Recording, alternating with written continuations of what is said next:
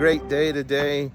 So today I am showing my clients some homes, and you'll see that their condo is going to be coming for sale pretty soon.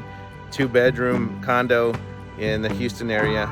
And today we are looking in Sugar Land. So I'll be meeting my clients in a couple of minutes. We got 3 homes to see. So I always arrive a little bit earlier so I can look at the home and get a feel for the home, the neighborhood. I like to open the windows, make sure everything's comfortable here at the house. And another thing I do for my clients is I'll bring a clipboard and an extra pen, so when we walk to the homes they can take notes, because after we see several homes they kind of clash together. You know, was this one a 3-bedroom? Did this one have the pool? Did this one have the 2-car garage?